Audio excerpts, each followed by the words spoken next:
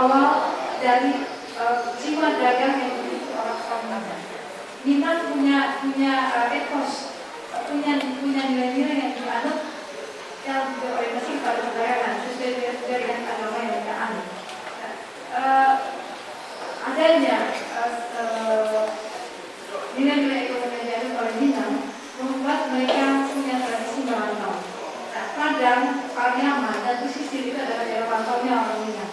Jadi kalau mau kita katakan siapakah penduduk aslinya orang Padang, itu kan kita semua. Karena Padang adalah rantaunya orang Minang, dan rantaunya orang Timur, rantaunya orang India, dan rantaunya orang Arab. Kalau selama ini kita berebut, saya adalah aslinya Padang, orang Arab bilang dia orang aslinya Padang, orang India juga akan bilang aslinya Padang. Tapi kalau kita lihat dari sejarah berdirinya Padang, bagaimana Padang ini dibangun oleh leluhur kita, maka kita tidak bisa menentukan siapa yang dahulu. Karena Padang ini merupakan hamparan yang sangat luas yang kemudian dibangun oleh kelompok-kelompok leluhur kita yang berdagang mencari rantai. Setiap pedagang pasti mencari jalan untuk bisa keluar dari daerah. Nah, jalur untuk keluar dari tempat kita adalah pantai. Jalur yang tercepat untuk dari pantai adalah pantai barat, bukan ke pantai timur. Nah, adanya jalur pantai barat yang membuat kita bergerak ke arah pantai, membuat perkumpulan para pedagang-pedagang itu di sepanjang pantai. Salah satunya mulai dari Tuku, Painan, Padang, Pariaman sampai ke selatan. Nah, perdagangan yang berjalan di pantai barat membuat kita membentuk komunitas. Nah, komunitas inilah yang membentuk masyarakat kota. Nah, masyarakat kota pantai punya etika, yaitu mereka saling menjaga, di mana orang dagang tidak akan mau daerahnya rusuh. Contohnya kita di Padang tidak pernah ada rusuh selama kolonial sampai Indonesia merdeka. Tidak hanya daerah-daerah lain di Indonesia. Di Indonesia tahun 98 ada krisis keras. Tapi untuk Padang kita alhamdulillah tidak ada sama sekali. Ada protek yang dilakukan oleh kita untuk kota Padang karena apa? Karena kita sama-sama memiliki daerah. Tidak ada seorang pedagang yang memiliki daerahnya kacau. Karena kalau daerahnya kacau maka dia tidak akan bisa berdagang dan tidak akan dapat untung. Itu nilai-nilai yang mereka anut. Dan secara tidak langsung ini kita anut sebetulnya dalam diri kita masing-masing, sehingga keharmonisan hubungan antar etnis di kota Padang itu terjadi. Sebelum saya masuk ke Lisai, kita melihat bahwa bagaimana kita yang disampaikan oleh Pak Wakil Wali Kota tadi, bahwa orang Tionghoa sudah ada jauh sebelum tahun 1800. Itu sudah ada, tapi masih dalam bentuk individu-individu yang datang merantau dan melakukan perkawinan dengan masyarakat sekitar. Satunya adalah ketika Belanda masuk, itu pada umumnya yang datang adalah para tenaga kerja. Sebelum Belanda masuk, yang datang adalah para pedagang yang berdagang dari Belanda ke Belanda. Sehingga kita banyak yang beruntung perkawinan campur, sehingga membentuk peranakan. Nah, peranakan inilah yang kemudian menjadi Tionghoa di Indonesia. Setelah Indonesia merdeka, terjadi hubungan kerjasama antara Cina dengan Indonesia yang membuka adanya para perantau-perantau baru yang dikatakan dengan pokok istilahnya bagi kita di Indonesia. Nah, perantau-perantau ini memiliki ciri-ciri yang berbeda dengan peranakan.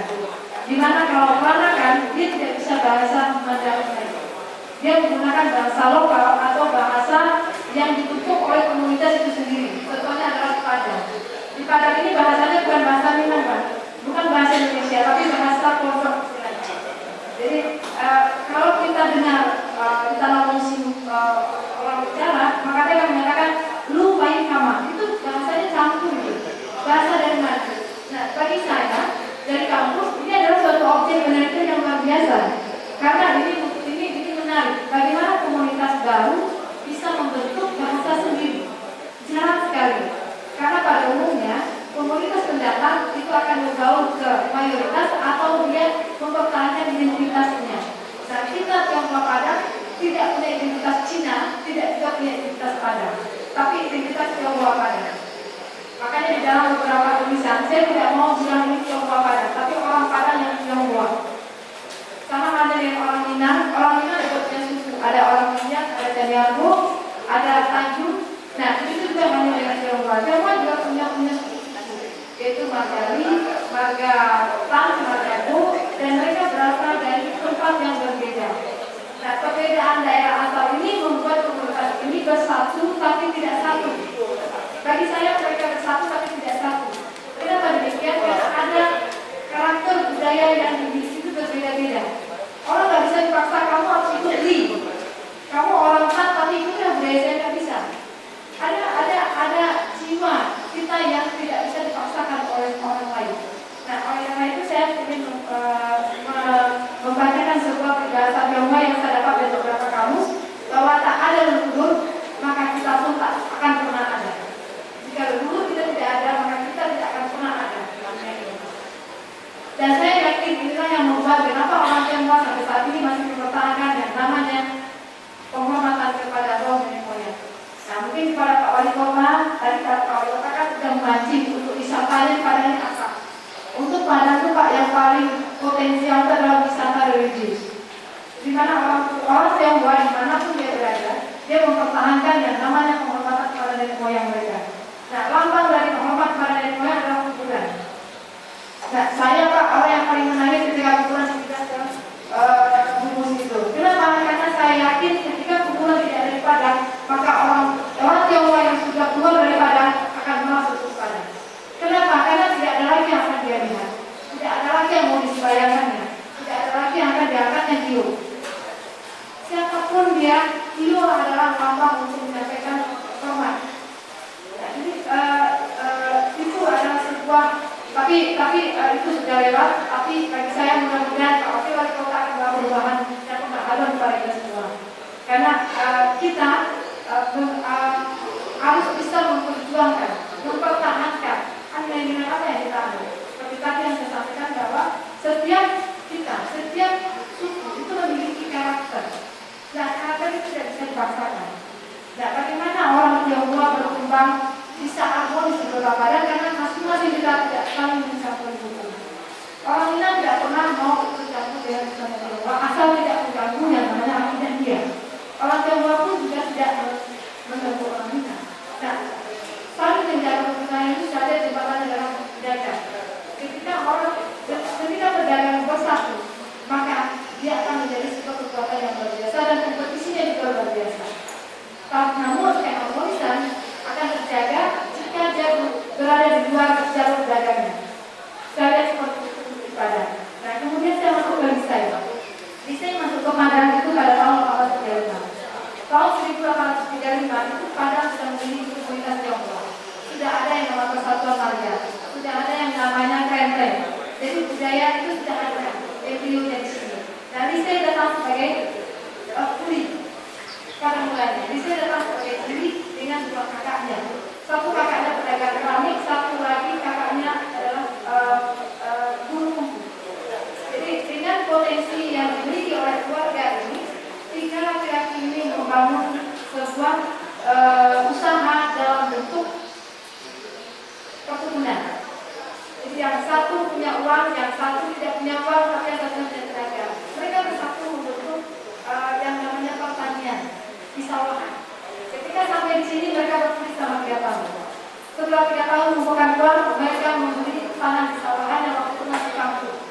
Karena kota pada waktu itu dimarahin. Nah, di sawahan mereka juga menerima olahan kain baju menjadi warna hitam. Apa istilahnya itu? Kokosan ya kain. Nah, jadi kain baju yang warna putih berubah menjadi warna hitam itu berkembang sampai ke perjalanan mereka. Nah, istri orang yang sedih. Dia berdagang. Dia menggunakan kakaknya sebagai algoritma dia sehingga dia bisa membawa pendampingnya untuk pedalaman menjual baju. Dari sinilah kemudian akhirnya saya pindah ke Padang Panjang. Saya pindah ke Padang Panjang tahun 1838 dan membuka ekspedisi. Nah, ekspedisi yang dipegang oleh saya adalah ekspedisi Belanda, yaitu membawa kopi dan hasil bumi dari Padang Panjang ke Pariaman, bukan ke Padang. Jadi dia membawa barang dagangan itu ke Pariaman. Karena Pariaman itu adalah dagangan. Setelah berkembang, kemudian saya menjadi ekspedisi yang nomor 1 di Minangkabau. Dia bisa mengalahkan para pembunuh. Kenapa? Karena di sini membawa tidak satu tidak dua. Orang Minang kalau berangkat sendiri. Ada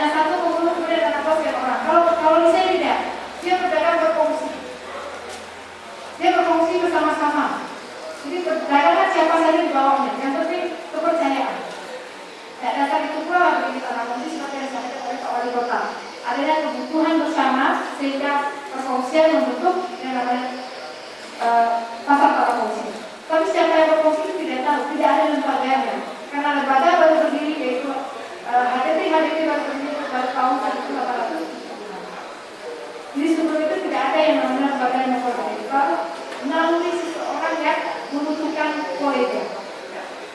Dari situ saya berkembang menjadi seorang saudagar yang besar. Sampai anaknya lagi kedua kepada pajak.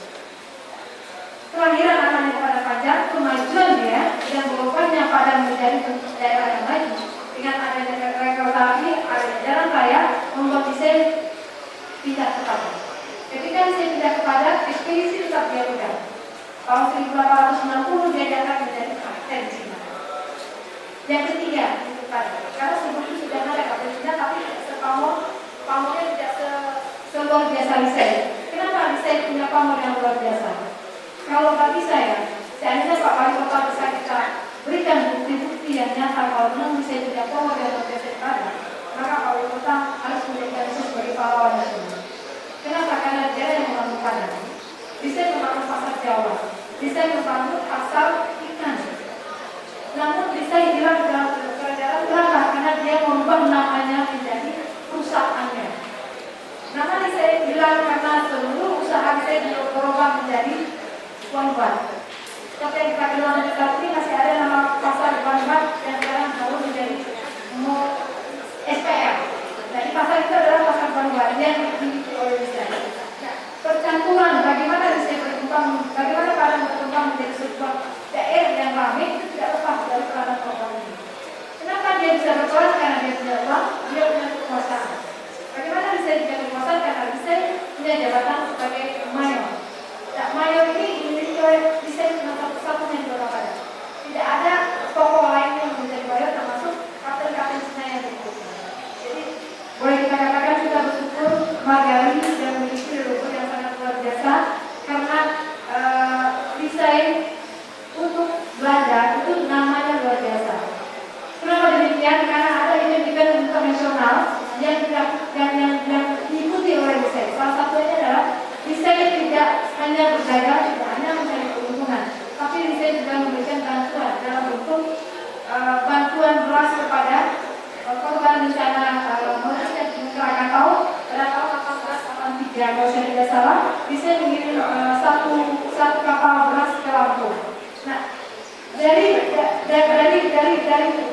perbuatan Lisei mendapatkan penghargaan dari Belanda sesuai rencana. Tapi terus terang sampai sekarang saya tidak mendapatkan rencana itu ada di mana, tapi di dalam dokumen Belanda rencana itu ada.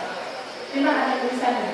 Nah, kemudian pada tahun 1922, cucunya Lisei juga memberikan sumbangan kepada kelompok bintang yang ada di Lembang. Itu Puska.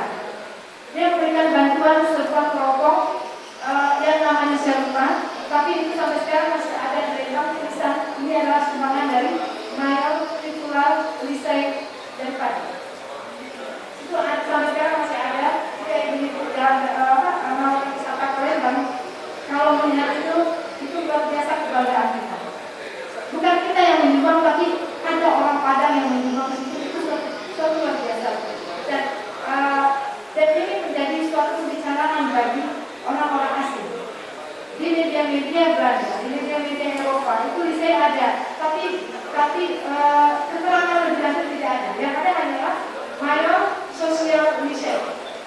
Jadi Lisei itu ditambah gelarnya menjadi Mayor dan Sosial. Nah, selain dari tokoh bintang dan bantuan beras, Lisei juga tidak lupa untuk membangun masjid. Salah satunya adalah sebenarnya masjid yang terhadap panjang. Masjid yang terhadap panjang itu punya arsitektur Cina. Dan di situ ada tulisan yang namanya Lisei. Yang ada barisan sebelah kanan. Itu sumbangan dari Lisei. Namun satu hal yang membuat kita sedih adalah Lisei tidak meninggalkan yang namanya dokumen, sehingga dia tidak bisa dibaca untuk ditulis. Saya mendapatkan informasi ini melalui lisan. Dari lisan akhirnya saya coba untuk melalui dokumen. Tapi dokumennya hanya sepotong-sepotong dalam bentuk kamus. Kamus tokoh-tokoh internasional pada abad ke-19. Lisei masuk menjadi salah seorang tokoh internasional pada abad ke-19. Nah, dari situ saya terinspirasi. Kenapa setelah Lisei tidak ada Lisei? Karena Padang merupakan wadah yang subur buat kita melakukan apapun untuk yang terbaik.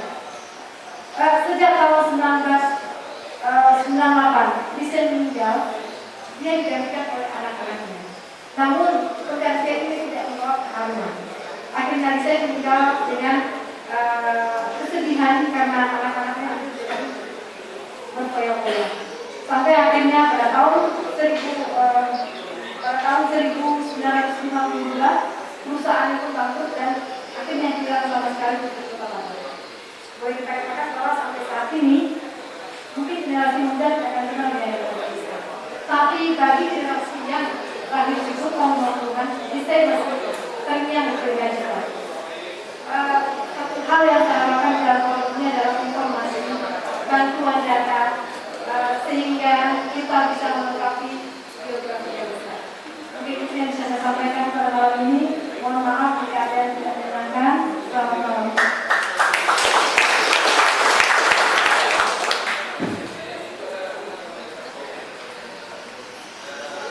Terima kasih kepada Ibu Wati. Ya, Bapak sekalian, sementara wawancara kita masuk ke dalam jawab ke secara desain ini. Kita silakan bagi yang ingin bertanya kepada Ibu Wati.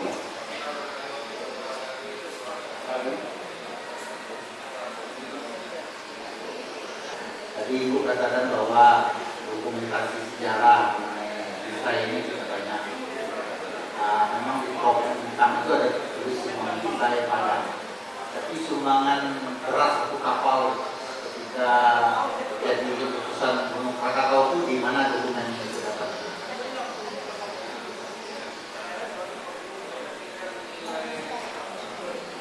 Terima kasih Pak. Untuk data mengenai bantuan saya ke korban baru saya berkata, saya mendapatkan dari ucapan terima kasih Belanda ketika dia memberikan rencana. Itu tahun PDN Krakatau tahun 1883, tapi saya baru mendapatkan penghargaan 1883. Jadi itu hanya berupa dokumen seperti deskripsi. Jadi dalam deskripsi tidak dijelaskan pada sama panjang lebar bagaimana bisa dibantu. Jangan-jangan itu adalah bantuan dari warga Kota Padang. Kita tidak tahu apakah itu warga Kota Padang atau bisa sebagai orang terkaya di Padang. Itu bisa saja. Tapi yang ada di dalam dokumen Belanda, dia mengatakan bahwa ucapan terima kasih kepada Mayor Desain karena telah membantu korban Gunung Krakatau tahun 1883 hanya itu. Dan itu merupakan kalau bagi orang Batak itu sudah keputusan sehingga Ratu Belanda memberikan rencana. Tapi sampai saat sekarang ini rencana itu tidak pernah saya dapatkan, termasuk foto. Saya sudah cari informasi sampai Pak Yajun juga sudah membantu saya, sampai juga ada keturunan saya yang ada di Jakarta sudah membantu. Kita sudah cari sampai ke Bandung, ada kabarnya dari Bandung, tapi tidak ada. Dan namun saya berharap Belanda selalu punya dokumen yang rapi. Tapi sampai saat sekarang saya belum berhasil juga jalan ke tujuan. Saya minta kadang mengajak permohonan kepada pemerintah Belanda untuk memberikan kopi dokumen nomor dokumen itu. Kalau nomor dokumennya saya dapat, tapi kopinya yang lengkap itu tidak ada. Itu yang saya ada permohonan, tapi itu mungkin lama sekali karena data-data yang saya minta biasanya direspon baru setelah 18 tahun. Ada yang sampai tahun baru kita dapatkan kiriman saja. Tapi Belanda orang yang sangat luar biasa untuk dokumen, dia menyimpan dan dia sampai sekarang pun masih dokumen Indonesia di dalam arsip khusus Indonesia. Jadi cuman kita yang mendapatkannya sendiri karena memang mereka membutuhkan waktu yang lama untuk bisa. Mungkin itu Tante.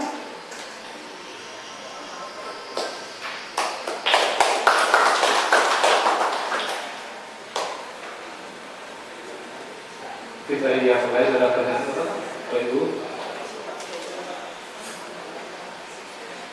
Apa lagi? Ya dikasih kesempatan yang lain belum ada inspirasi itu tanya saya tanya lagi. Tadi dikatakan bahwa Limasai itu datang sama betul kan namanya Limasai panjangnya atau Lisai saja. Kemudian datang 3 orang, dikatakan 2 lagi. Saya juga dengar ada 1 perempuan. Rupanya dua-dua laki-laki. Bisa tahu pertama dari mana asal kotanya di ujian itu, dari Hokkien itu, dan kemudian nama yang 2 lagi itu siapa? Itu melacak kuburan Lisa itu di yang katanya Bukit Mayor. Konon dikasih nama dulu Bukit Mayor di sana. Tinggi jauh di atas sana, saya tidak terawat memang. Ada pikiran, ide untuk menjadikan itu semacam wisata sejarah, ya.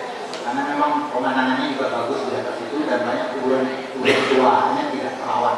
Nah kalau bisa itu memang dirawat bagus, itu bisa dibawa turis-turis asing pasti senang itu. Bahkan mereka pun ada refreshing, bisa naik bukit sedikit, olahraga sedikit, melihat hutan hujan tropis sedikit dan sebagainya. Jadi kembali ke pertanyaan saya, di mana mungkin kota asalnya di Hokkien dan siapa nama dua saudara itu? Karena saya ketemu juga kuburannya satu yang katanya ahli silat itu atau jago kungfu itu, yang kuburannya agak aneh. Biasanya kuburan orang Cina itu berbentuk lingkaran, dia berbentuk pakua segi 8. Saya ada kuburannya di sana. Hanya sayangnya dan menyedihkan sudah di tempat buangan sampah, pembuangan sampah. Masih ada bekas segi 8-nya pakua itu sudah patah-patah, mesti direnovasi. Nah itu saya pertanyaan, terima kasih. Terima kasih Pak. Dari ini sebetulnya ini adalah arsip keluarga. Kebetulan saya kumpulkan dari beberapa keluarga keturunan Tionghoa yang keturunan dari saya yang ada di Padang, kemudian yang ada di Jakarta, kemudian yang ada di Belanda. Sebetulnya dokumennya itu sama, tapi tidak lengkap. Misalnya Pak Direktur punya 5 lembar, kemudian Pastor punya 2 lembar, kemudian Pak Ridwan mungkin punya 10 lembar, tapi ada lagi yang lebih banyak lagi. Jadi akhirnya saya kumpulkan, mana yang sama saya keluarkan, saya pisahkan, dan saya guna menjadi satu berdoa yang lumayan halamannya. Akhirnya itu saya mendapatkan cerita bagaimana saya datang ke Partai Dalam. Jadi saya datang ke Partai Dalam dengan teman kakao, dia berangkat 3 orang. Kenapa namanya 5? Karena mereka bersaudara 5 orang. Jadi 3 orang laki-laki, 2 orang perempuan. Lisai adalah anak yang paling kecil. Lisai datang dengan kakaknya, itu namanya Limacio. Ya, Limacio ini dia paling tua dan dia adalah saudara kami. Dia saudara kami, otomatis dia juga punya, dia memiliki uang yang lebih daripada adik-adiknya. Karena adiknya yang kedua adalah satu tidak punya modal dan satu lagi punya skill kungfu. Yang punya skill kungfu ini saya masih tidak boleh masuk. Karena di dalam catatan ada kuburan itu namanya 5 ya, tapi bukan dari dokumen yang saya dapat namanya 5 sen. Ya, jadi di situ data saya masih agak break, tapi saya bisa memastikan bahwa mereka kalau kebetulan saya minta tolong terjemahkan ketika saya ada di Nancang University dan dokumen-dokumen itu dibantu oleh para ahli terjemahan Cina. Dan memang mereka orang Cina asli. Nah, ketika mereka menerjemahkan ini adalah orang yang bersaudara 5 orang.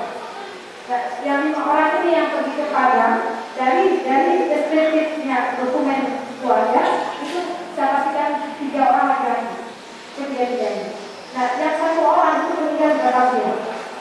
Dia meninggal di Batavia karena dia berjualan kawin, akhirnya dia meninggal di Batavia sekitar tahun 1838. Jadi hanya 3 tahun dia di Padang, di Indonesia, kemudian dia meninggal. Karena dia meninggal, akhirnya bisa terpaksa membeli tanah. Karena dia tidak punya tempat tinggal. Dengan harta yang ada ditinggalkan oleh kakaknya, dia membeli tanah di Sawangan. Itu kebetulan kita mendapatkan dokumen dengan tanahnya. Baik, berapa dia membeli tanah, berapa dia setelah terima uangnya, itu ada ukuran Belanda masih menyimpan di badan tanah. Itu salah satu keuntungan kita. Nah, dengan pembeliannya membeli tanah di Sawangan, kemudian saya membuat pertanian sayur. Saya diperoleh pertama yang buat perkebunan sayur di Sawangan. Nah, dari perkebunan sayur itu dia menjadi NGO, dia menjadi orang terkaya akhirnya di Sumatera. Bukan hanya Sumatera Barat, tapi Sumatera Tengah. Nah, formasi di Indonesia itu dia tidak pernah memberikan sumbangan yang luar biasa untuk yang namanya bencana. Tapi dia terkenal dengan keberaniannya. Tapi bisa besar karena sederhana. Jadi berangkat memberikan penghargaan dari sana karena dia dermawan akan membantu korban gunung Krakatau. Dan juga keturunannya yang ketiga itu memberikan sumbangan pada tahun 1922 ke pemerintah. Nah, perbuatan dari keluarga saya ini yang menjadi orang mati tadi.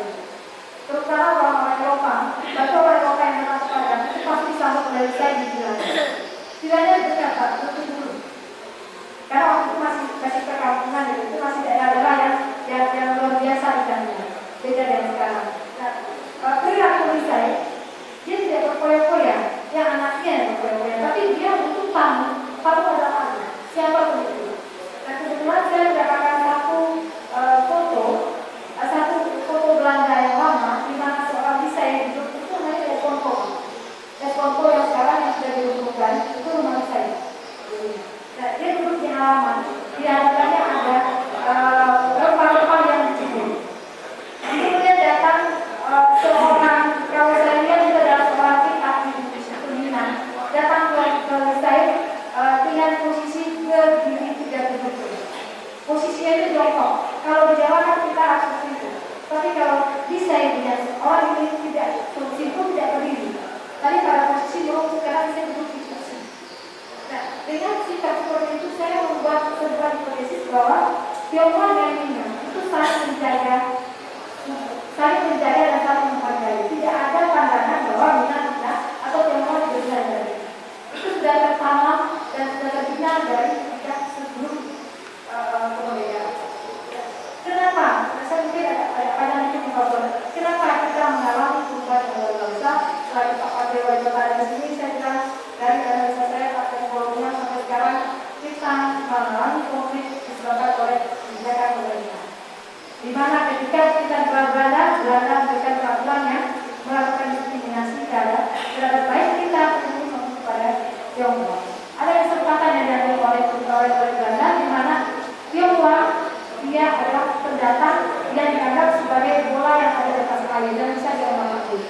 Kenapa? Tidak ada kepentingan untuk menjaga alam. Itu pandangan Belanda. Nah, inilah yang kemudian memanfaatkan sehingga posisi Tionghoa berada pada kelas nomor 2 di dalam selatan masyarakat kota. Nah, ini menjadi pemicu. Mau tak mau kita pemicu konflik antara penduduk dan Tionghoa. Kenapa Tionghoa memungut pajak? Kenapa Tionghoa mendapatkan hak borong untuk judi? Kenapa Tionghoa boleh untuk menjual candu? Sementara orangnya enggak, yang punya kampung saya. Nah, itu yang menimbulkan dia. Cuma dia ini bisa diredam, bisa diantisipasi oleh jiwa dagang kita. Sehingga kita tidak mau itu. Itu salah satu poin saya. Nah, kemudian ketika Indonesia merdeka, hal itu sudah dimanfaatkan oleh pemerintah kita, pemimpin kita, di mana ada pola yang masih mengadopsi undang-undang Belanda. Sampai sekarang kalau kita mau jujur, kita belum merubah undang-undang kita secara sepenuhnya. Kita masih mengadopsi yang namanya undang-undang Belanda. Nah, itu kita kustur membuka kita kebablasan. Kenapa kita kebablasan? Kita sendiri tidak tahu kita dari siapa. Kita mau Cina juga nggak Cina, kita mau Indonesia kita juga mencoba cari diri. Nah, itu yang terjadi untuk negara Indonesia.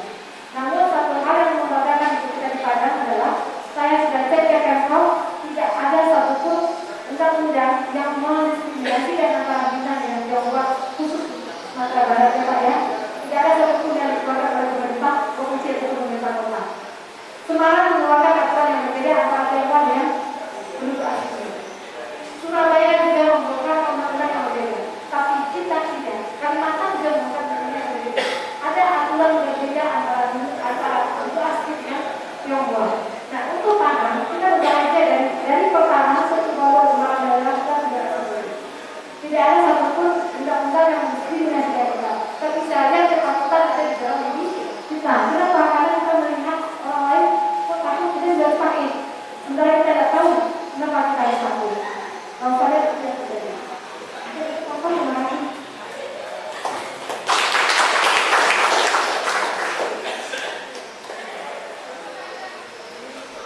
Sebelumnya sama maaf saya terlambat hadir.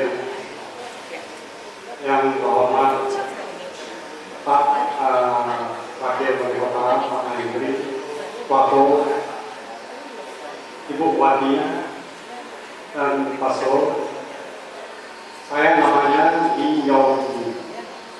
Kalau saya dikenal Billy Darmawan. Mendengar gorengan kami terakhir sepotong ini, kami melihat ada makam keluarga Mayo, ada makam yang berbentuk segi 8. Itu diperkirakan lokasinya kan tentu di area utara. Daerah itu kan rencananya kan mau dihabiskan. Kenapa kita tidak melihat ini kan satu aset untuk mengundang pariwisata. Apalagi ada pakar sinologi di sini yang dibuka sendiri untuk masyarakat di daerah Sumatera Barat, yaitu Bupati. Alangkah baik kalau area itu dilestarikan dan diekspos, dijual sebagai objek pariwisata. Bagaimana cara mengemasnya? Tentu dinas pariwisata dan dengan KBRI. Jadi kami titip pesan. Ini kan aset untuk ya yang namanya bangunan bersejarah. Ini usul kami. Sekian, terima kasih.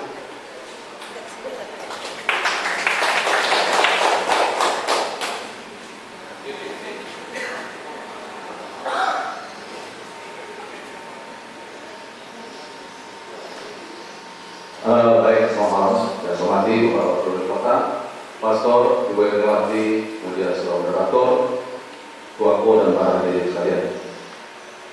Pada kesempatan ini saya perkenalkan, nama saya Amrin Sadi. Tapi kalau lama itu dengan Lee Ike.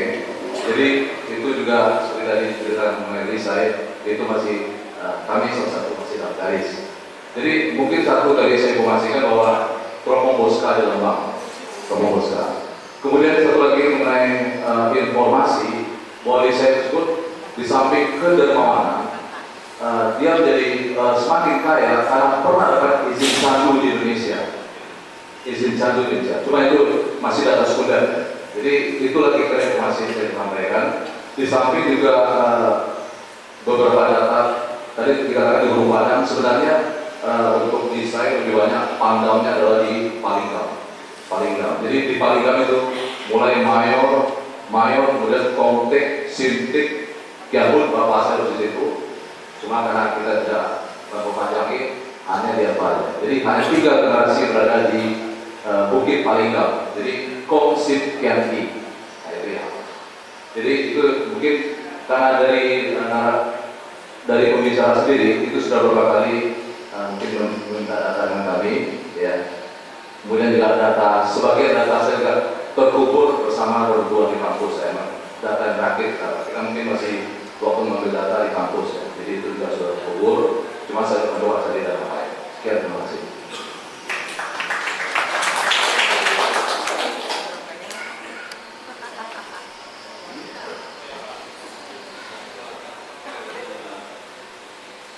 Baik, terima kasih Pak Dokter. Jadi itu makanya tadi Pak saya mengusulkan supaya apa yang kita ceritakan tadi, wisata religius yang diusulkan oleh dari saya perkuat, maka dari antar kota Padang dengan kota yang salah satunya Langkir atau Hokiah tadi itu, kita pernah lihat ini bisa ini salah satu cara kita untuk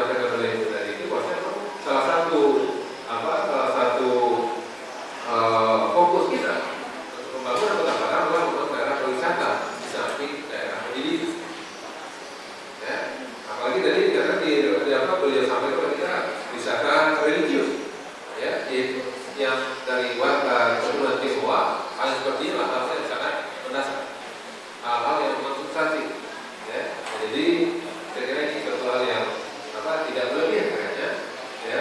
Ini menjadi suatu kemungkinan ke depan. Nah, sehingga objek-objek yang seperti ini akan kita coba untuk perbaiki dan kemudian meningkatkan untuk akan datang. Nanti kita akan Ibu Buati ya, Buati nanti akan bisa memberikan tata-tata itu kepada kita.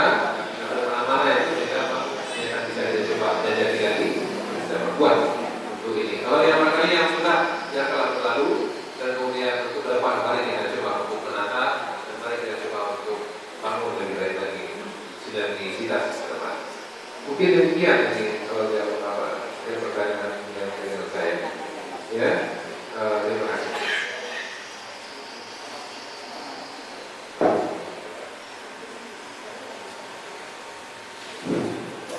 Saya mau menanggapi sedikit apa yang dikatakan dokter tadi.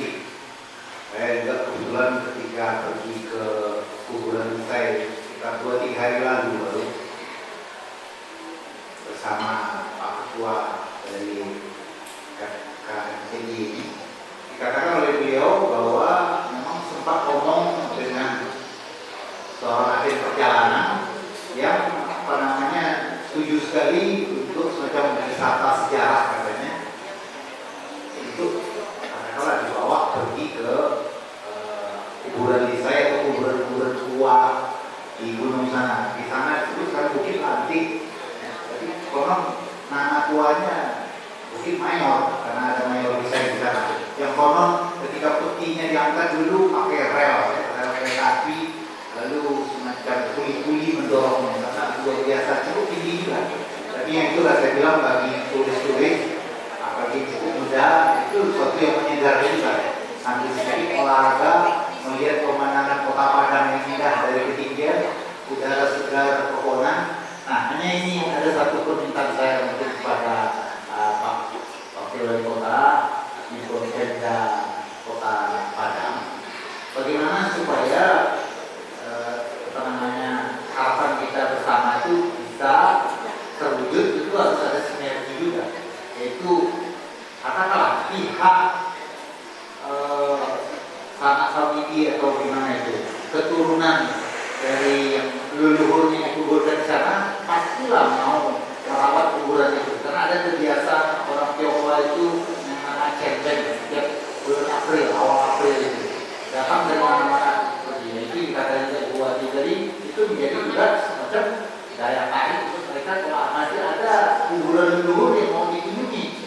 Bahkan saya dengar dulu ada seorang tokoh yang cukup sukses di Jakarta dari Indofood mungkin kemana itu, yang begitu tahu ada kuburan leluhurnya sudah jadi tempat pembuangan sampah atau dijuluki di rumah penduduk, ya, terus terang dia ada cucian diri ke sana, bahkan WC, kamar mandi berlayaran ke sana.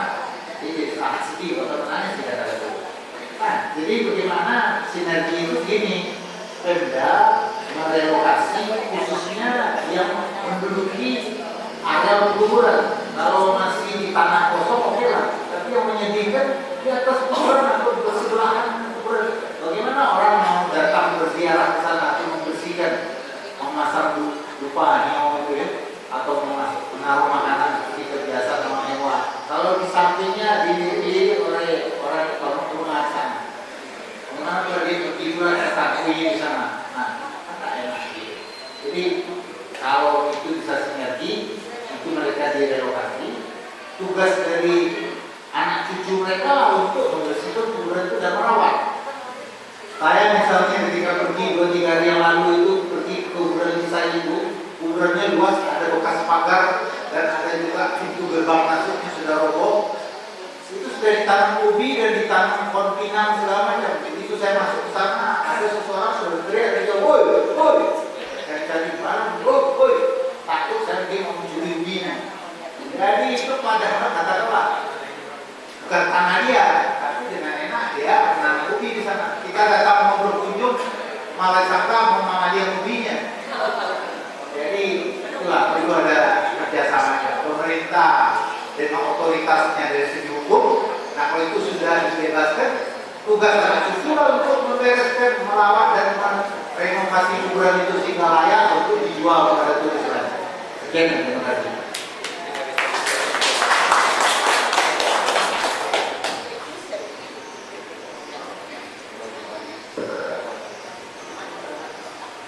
Terima kasih Pak Tor. Saya menyambung diskusi kita aja. Sebetulnya masalah di sana itu adalah miskomunikasi. Tidak ada komunikasi langsung antar masyarakat dengan pejabatnya. Nah sekarang kebetulan dengan pejabatnya ada di samping kita. Nah itu yang akan kita aspirasi kita sampaikan waktu selama ini kita bertemu dengan pimpinan kita dalam ini. Terus terang kita bertemu dengan dalam seremoni sehingga pimpinan kita tidak tahu apa sebetulnya yang kita inginkan, apa yang kita angan-angankan. Nah, menyambung seperti yang disampaikan oleh Dr. Billy mengenai ukuran, yang disampaikan oleh Pak Tor itu adalah curhat saya Bapak. Saya kebetulan kenal dengan Bapak Ranking ini kan, yang kebetulan adalah mantunya Pak Julio dan juga adalah orang Padang. Nah, ketika umur 7 tahun, beliau pindah ke Jakarta karena kita waktu itu ada gejolak. Ketika kita gejolak, dia pindah ke Jakarta dengan orang tuanya. Seperti diminta-minta saya itu mulai dari bawah, mulai dari kuliah, kemudian yang menjadi bisa sekolah luar negeri, sampai akhirnya menjadi menantu orang nomor 1 di Indonesia. Nah, setelah dia menjadi orang besar, setelah kita diskusi, dia langsung mengejar saya dan menanyakan apa yang kamu dapat pada. Saya tidak ngerti mulanya apa yang dia isi. Tapi akhirnya ketika dia kasih dan saya kata khususnya, please ceritain, saya cari informasi tentang cerita, ternyata dia adalah jual tanah pada awal abad 20. Dan diceritain pada generasi kedua kehidupannya sangat menyedihkan. Kenapa? Karena hartanya habis dan kuburannya pun tidak terawat pada saat itu. Nah ketika Pak Franky datang kepada dan beliau minta temani saya ke atas ke kuburan, saya temani. Yang ada adalah yang menangis. Kenapa? Karena kuburan pokoknya di atasnya adalah WC-nya orang ada rumah di atas kuburan itu. Dan Bopai itu tempat sempurna sama.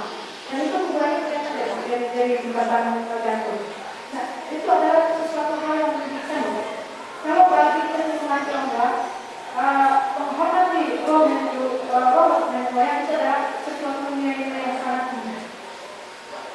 Mungkin kita bicara sedikit mengenai selain dari saya dan sejarah Padang.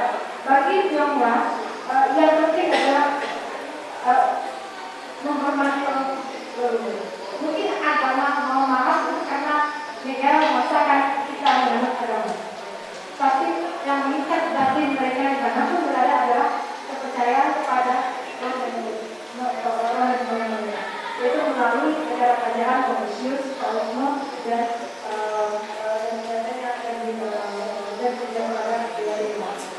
itu yang mereka tanamkan di mana pun berada. Dan akhirnya kesan yang mereka bersatu di mana pun berada pada saat itu. Kebetulan di Jakarta kita ada forum antar Tionghoa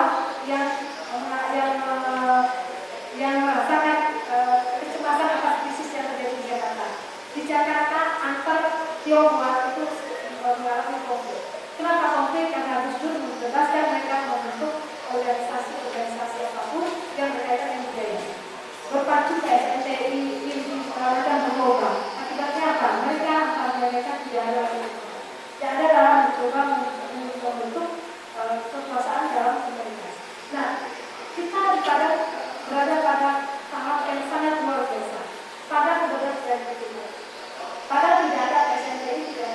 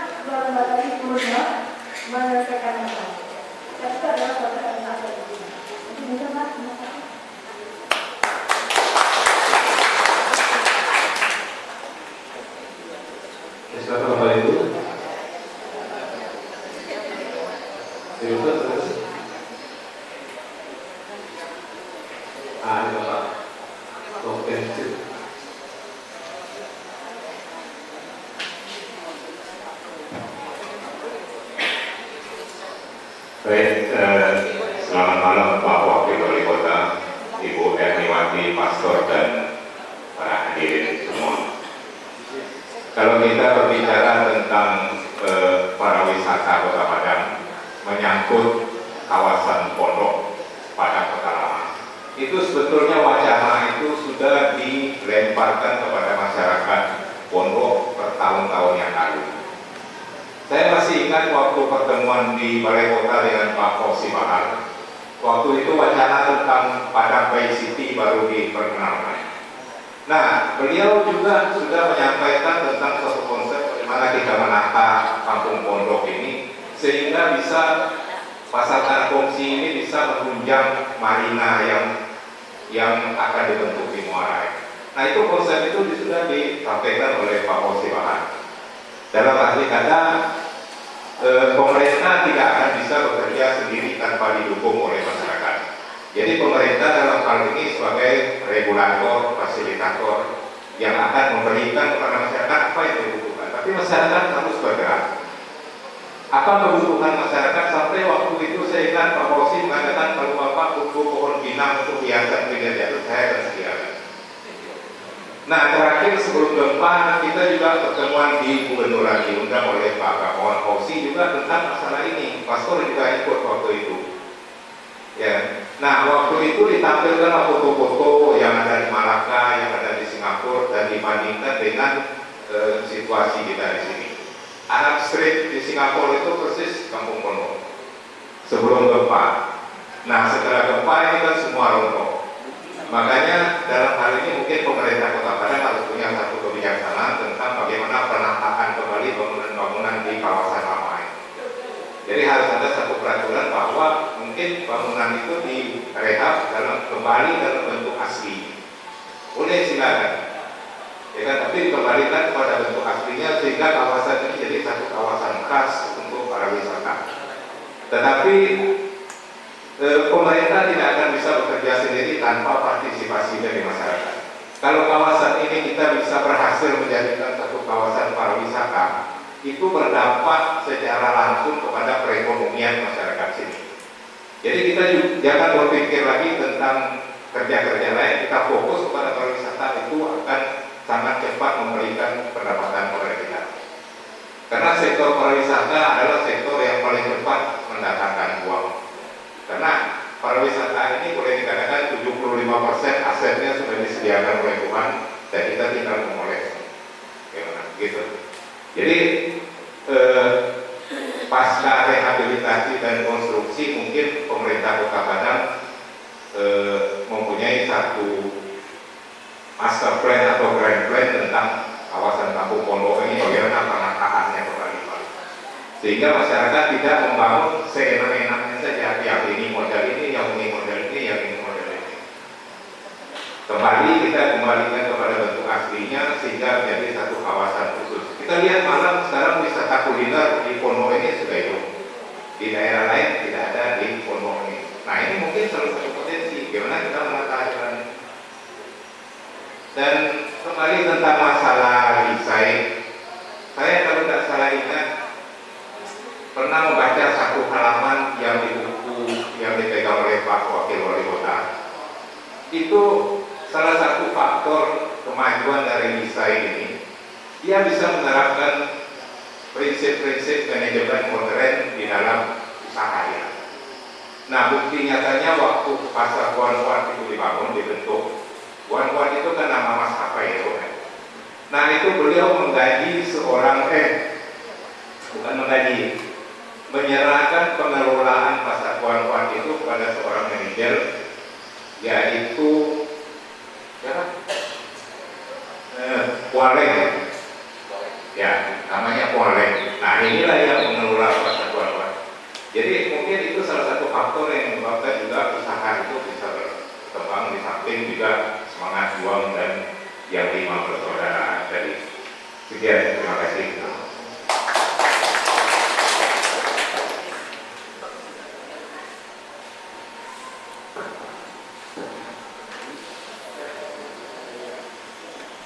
Terima kasih Pak. Apa yang disampaikan oleh Pak Hadirin tadi dan Pak Oh ya, jadi kalau begitu Pak, saya tawar ajak kepada Bapak, nanti lihat tokoh-tokoh yang ada di sini, dan kita konkretkan, nanti bisa ketemu kita, dan kita menjadi dinas pariwisata saya. Ya Pak ya, ini waktu itu melalui Pak Gunawan, ya untuk mengkonkretkan itu mana dan apa segala macamnya, mari kita dudukkan secara pertama. Ya, kalau Pak Wali yang lalu juga sudah menyampaikan itu, sekarang kita coba diskusikan, coba bicarakan, dan kemudian bagaimana maunya Bapak, warga yang ada di sini, dan kemudian kita sinergikan dengan pemerintah, dan nanti kita buatkan regulasi. Jadi sekarang barangkali mungkin, nah kalau itu saya harapkan nanti dari Bapak yang ada di sini, ya, kalau itu silakan, nanti bagaimana? Nah, buatlah gambar perencanaan itu, ya, nanti kita sinergikan. Karena bapak-bapak yang ada di sini gitu. Kalau seandainya diserahkan lagi kepada ketua, ini buat ini lagi, buat itu lagi, macam lama kerjanya. Ya, apa kalau itu nanti bapak yang ada di sini, ya, sekarang bagaimana gambaran maunya apa segala macamnya, ketika dibangun dan apa tadi, mari nanti kita tuangkan dalam satu perencanaan untuk membangun kota itu. Ya, karena memang kita sudah ada kisah. Apa rencananya tahun 2010 ini secara bertahap kita akan bangun dulu beberapa lokasi, akan perbaiki dulu beberapa lokasi, ya, dengan dukungan dari pada pusat dan juga dari provinsi. Ya, nah nanti untuk bagaimana rencana ke depan itu, nanti itu kita buat dari sekarang secara lebih kita secara bertahap nanti kita akan meningkat. Kalau itu nanti kita awal ya, ya kalau seandainya gambaran konsep pasar kalau begitu, garis besar itu sudah ada, nanti kita jalan. Ya Pak Kue, cara kan begitu.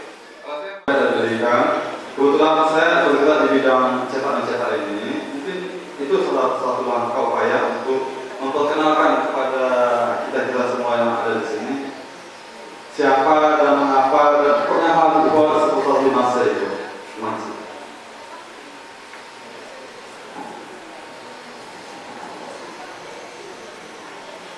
Terima kasih Kom. Untuk penyelenggaraan, kebetulan saya akan menerangkan ke warga. Karena setelah kalau untuk LGBTQ sangat sulit sekali karena data itu dalam bahasa Belanda boleh dikatakan 20% kalau untuk sejarah, sejarah. Jadi saya bertemu dengan asing. Khusus untuk Pak Wali Kota, mungkin saya akan menghubungi 4 kali kan. Meminta pertemuan wawancara dengan Pak Wali Kota waktu itu. Nah, sampai saya sudah bikin janji 3 kali dan saya sudah tunggu sampai jam 11 malam di rumah beliau dan akhirnya saya kan 3 kali saya duduk. Akhirnya saya lagi ke gubernur dan bertemu dengan Pak Malis. Nah, dan kemudian dari Pak Malis itu lah. Dengan Pak Wali Kota saya dari tahun lalu saya luar biasa. Sampai saya malah bilang Pak Lurah karena si Andre itu makan suami saya. Akhirnya saya punya jalur yang lebih mudah, tapi juga tidak bisa. Akhirnya saya mengatur dan saya mencari dokumen yang minta ke badan hukum ya, yang untuk pemerintah di sana. Akhirnya kan tidak ada ternyata. Saya sebetulnya persoalan saya di wawancara dengan pemerintah adalah kenapa Padang tidak memiliki kebiasaan untuk eksis kolonial. Nah, jawaban dari pemerintah kota itu bagi saya sangat penting. Karena ini luar biasa, kenapa tidak ada? Sementara kita kota Padang punya komunitas Tionghoa yang cukup besar. Dan kita sudah berada pada 8 atau 9 keturunan di sini. Nah, analisis saya akan tajam jika pemerintah memberikan jawaban. Nah, akhirnya saya melakukan dengan jalan sendiri. Pak, harus saya menjawab, tapi terus terang karena beliau tidak berada di dalam kota, saya belum puas sebetulnya. Karena beliau provinsi. Provinsi berbeda dengan kota dalam pengambilannya. Karena yang masuk ke masyarakat dengan kota. Itu satu mungkin kepada Bapak. Yang kedua mengenai desain, jadi data ini saya sudah serahkan ke komisi melalui pertemuan langsung dengan pengurus KBP dan KBP. Nah, data yang saya miliki mengenai KBP saya serahkan ke KBP, data yang saya miliki mengenai KBP saya serahkan ke KBP. Dan saya tidak bisa memberikan secara pribadi, saya minta maaf karena data ini penting bagi lembaga, kecuali bagi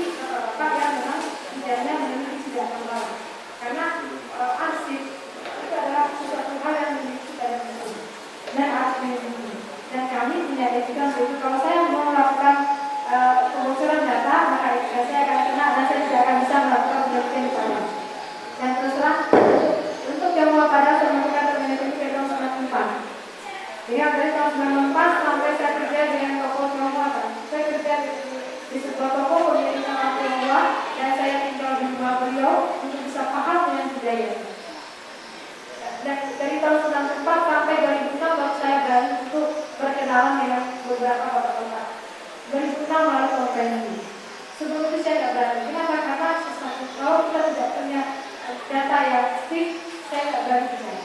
Terus makanya saya bilang tadi untuk bicara di forum ini saya sangat tidak pede. Kenapa? Karena bapak-bapak ini terpapar. Terutama Pak Ecun, Pak Amrin. Tadi kan itu adalah informan saya, khususnya untuk tulisan. Ini saya sampaikan terima kasih. Tapi untuk end out dan atau paper saya bisa memberikan atau untuk buku saya bisa memberikan. Tapi barang yang sudah jadi. Terima kasih.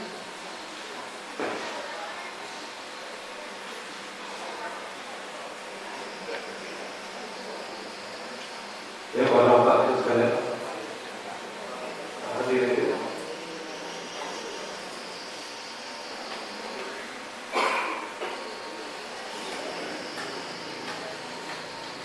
Jadi kita usahakan kita keluarga sebelah bagian depan. Pak, ada sedikit dengan pengen hari ini. Ya. Dan kita siap dari Tuaku dan keluarga ini dan B untuk mendengarkan.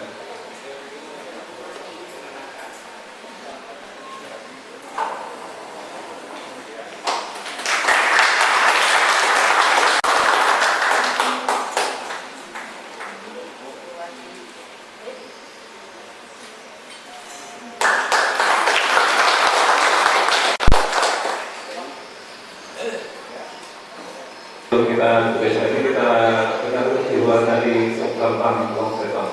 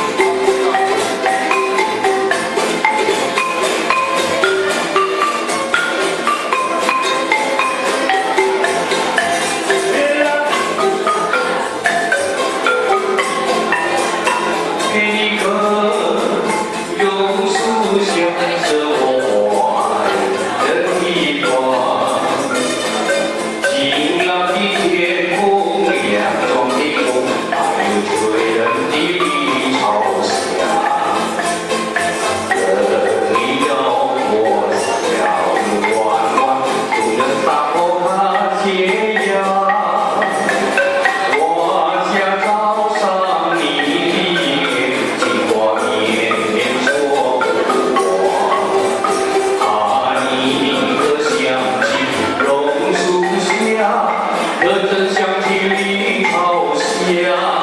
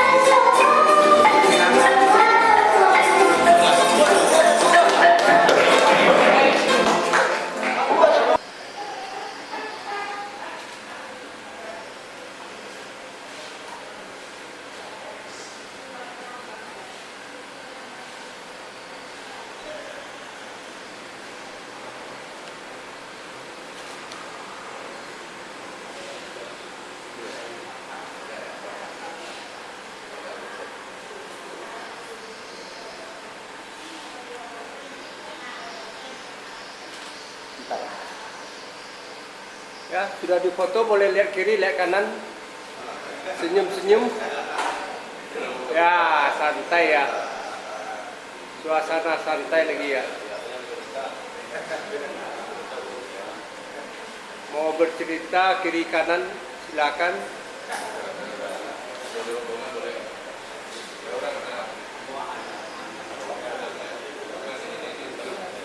Yang penyanyi-penyanyi boleh nyanyi, tidak apa-apa.